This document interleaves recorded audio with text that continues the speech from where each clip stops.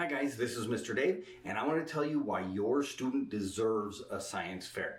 Science fairs are about science, but they're also about the skills, okay? We've got a science fair coming up April 12th. It's not too late. I'm going to be posting some science fair ideas. If you haven't come up with anything yet, or if you're still scrambling, I will be posting some ideas for science fairs. There's lots of wonderful resources on the internet, but your student deserves a science fair because it is skills that will transfer all over their life, okay? It is wonderful skills that they learn. The science fair is about science, but it's also about those skills. Now, this science fair has been designed to be accessible to your student.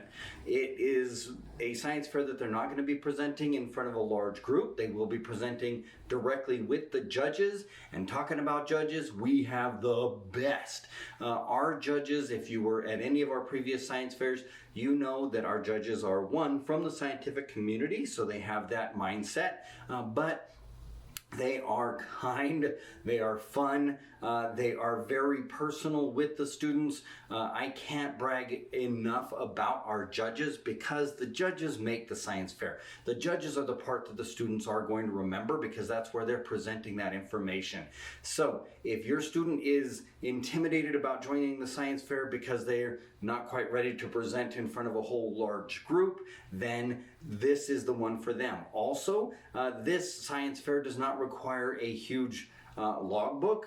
That is a wonderful thing in science fairs, but for this one here, a logbook is not required, okay? So if a student is writing a log of all of their experiments, that will be taken into account, but it is not a requirement and it is not in the rubric for the judges to check those logbooks. And while I think that that is a wonderful idea in science fairs that have come from a more structured environment, this is your family getting together and putting these science fair projects together. So that logbook is not required. This is a very accessible science fair. It also doesn't have to be that trifold board with your 3 different things on there. That is a wonderful method for a science fair. I'm not knocking it. I want to see those boards, but it doesn't have to be those boards. Your science fair can be presented in any way that is safe, that isn't going to tear up the carpet. We are doing it at UNM, so we don't want the carpet torn up or explosions on our ceiling. But any way that is safe for indoors, bring that science fair. You want to really show the scientific method. Now, as I talked about our rubric, you can download our rubric. I'll have a link at the bottom here that you can download that rubric. It is a simple rubric, and learning how to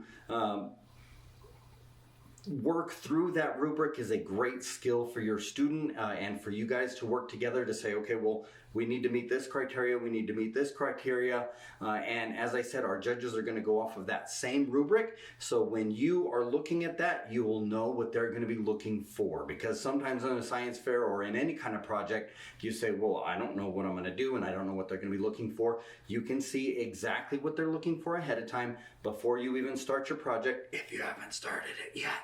And you will be able to kind of tailor your project to that, because that is how projects are done, not only in science fairs, but in life. So science fairs are about the skills, okay? And so we would love to see all of you guys April 12th. The science fair is free.